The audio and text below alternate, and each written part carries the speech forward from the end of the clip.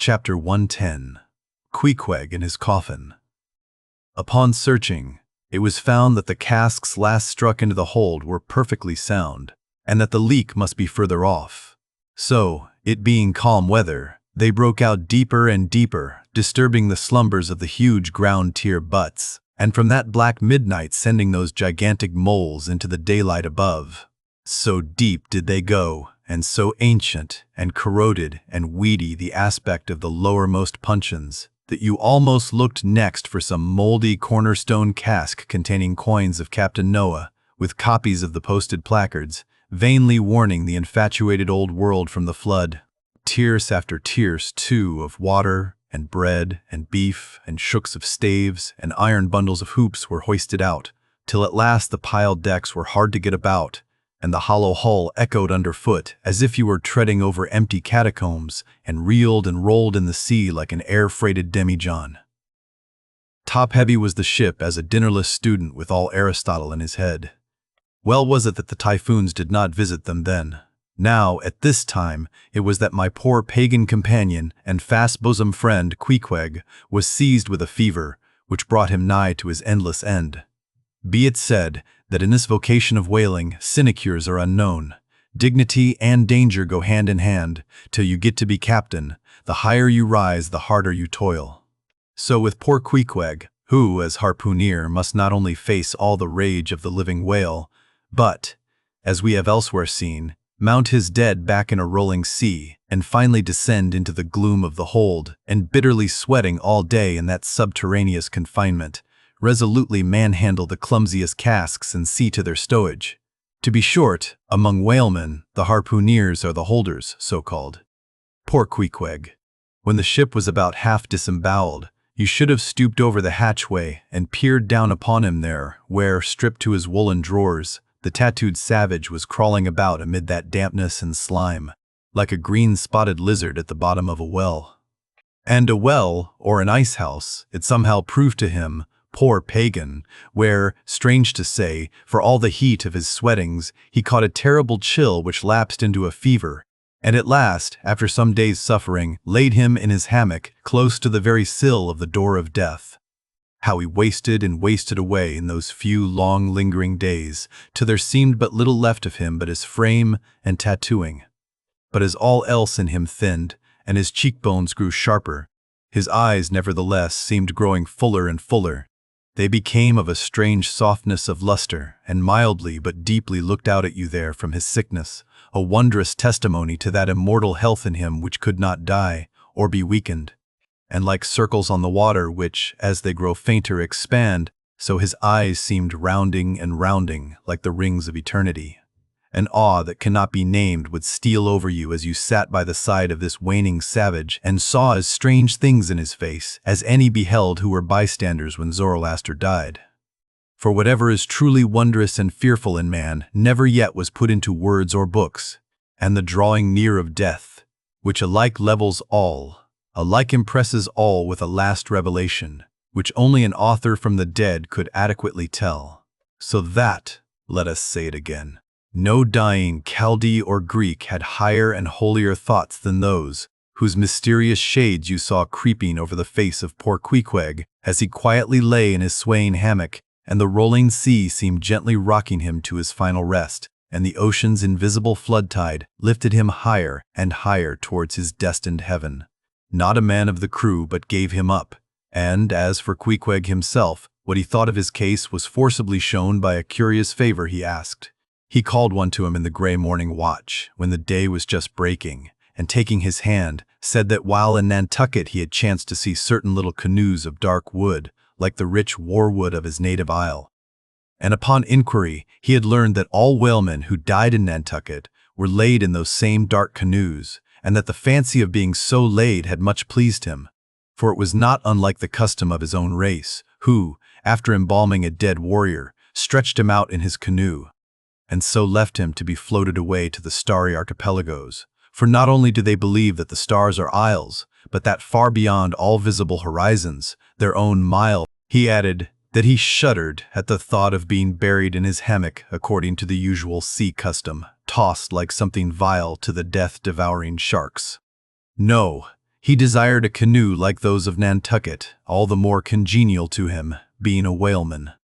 That like a whaleboat, these coffin canoes were without a keel, though that involved but uncertain steering and much leeway down the dim ages. Now, when this strange circumstance was made known aft, the carpenter was at once commanded to do Queequeg's bidding, whatever it might include. There was some heathenish, coffin-colored old lumber aboard, which, upon a long previous voyage, had been cut from the aboriginal groves of the Lackaday Islands, and from these dark planks the coffin was recommended to be made. No sooner was the carpenter apprised of the order than, taking his rule, he forthwith, with all the indifferent promptitude of his character, proceeded into the forecastle and took Queequeg's measure with great accuracy, regularly chalking Queequeg's person as he shifted the rule. "Ah, poor fellow, he'll have to die now," ejaculated the Long Island sailor. Going to his vice bench, the carpenter, for convenience sake and general reference, now transferringly measured on it the exact length the coffin was to be, and then made the transfer permanent by cutting 2 notches at its extremities. This done, he marshaled the planks and his tools, and to work. When the last nail was driven and the lid duly planed and fitted, he lightly shouldered the coffin and went forward with it, inquiring whether they were ready for it yet in that direction. Overhearing the indignant but half-humorous cries with which the people on deck began to drive the coffin away, Queequeg, to everyone's consternation, commanded that the thing should be instantly brought to him, nor was there any denying him, seeing that, of all mortals, some dying men are the most tyrannical, and certainly, since they will shortly trouble us so little forevermore, the poor fellows ought to be indulged. Leaning over in his hammock, Queequeg long regarded the coffin with an attentive eye. He then called for his harpoon, had the wooden stock drawn from it, and then had the iron part placed in the coffin along with one of the paddles of his boat. All by his own request. Also, biscuits were then ranged round the sides within. A flask of fresh water was placed at the head, and a small bag of woody earth scraped up in the hold at the foot, and a piece of sailcloth being rolled up for a pillow. Queequeg now entreated to be lifted into his final bed, that he might make trial of its comforts, if any it had. He lay without moving a few minutes, then told one to go to his bag and bring out his little god, Yojo. Then, crossing his arms on his breast with Yojo between, he called for the coffin lid. Hatch, he called it, to be placed over him. The head part turned over with a leather hinge, and there lay Queequeg in his coffin with little but his composed countenance in view.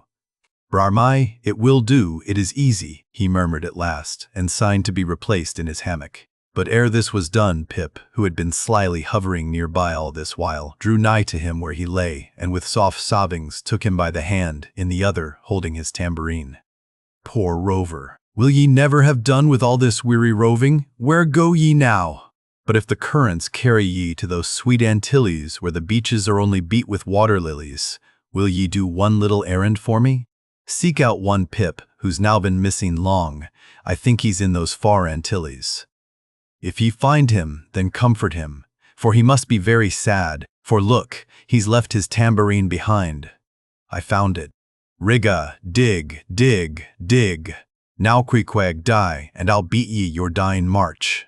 "I have heard," murmured Starbuck, gazing down the scuttle, "that in violent fevers, men, all ignorance, have talked in ancient tongues, and that when the mystery is probed, it turns out always that in their wholly forgotten childhood, those ancient tongues had been really spoken in their hearing by some lofty scholars.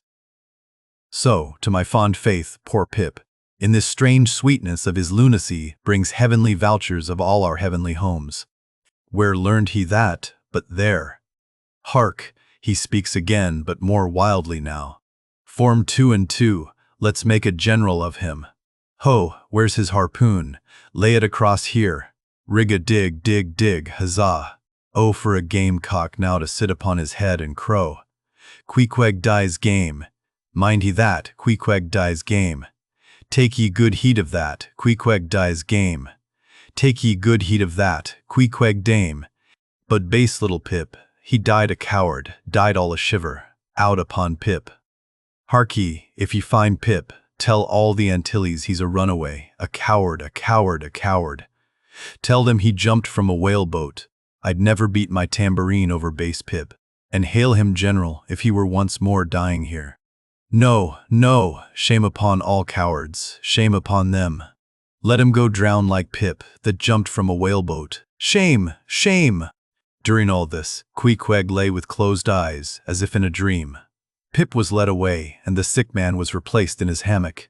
But now that he had apparently made every preparation for death, now that his coffin was proved a good fit, Queequeg suddenly rallied.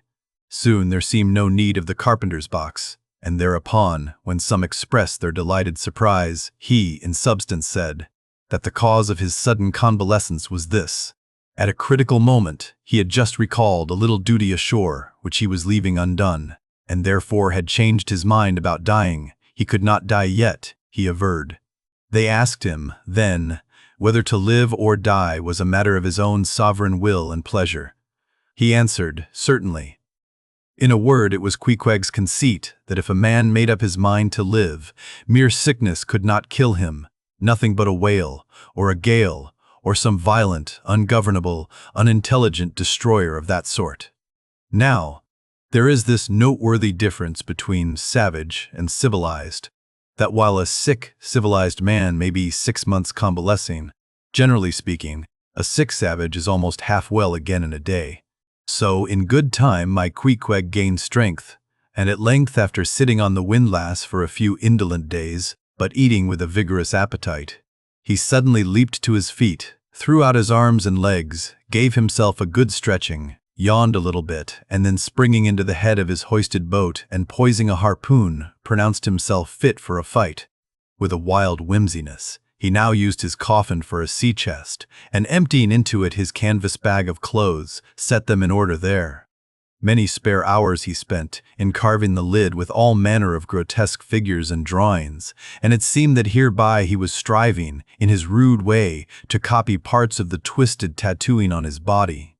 And this tattooing had been the work of a departed prophet and seer of his island, who, by those hieroglyphic marks, had written out on his body a complete theory of the heavens and the earth, and a mystical treatise on the art of attaining truth, so that Queequeg in his own proper person was a riddle to unfold, a wondrous work in one volume, but whose mysteries not even himself could read, though his own live heart beat against them. And these mysteries were therefore destined in the end to moulder away with the living parchment whereon they were inscribed, and so be unsolved to the last. And this thought it must have been which suggested to Ahab that wild exclamation of his, when one morning turning away from surveying poor Queequeg, "O devilish tantalization of the gods!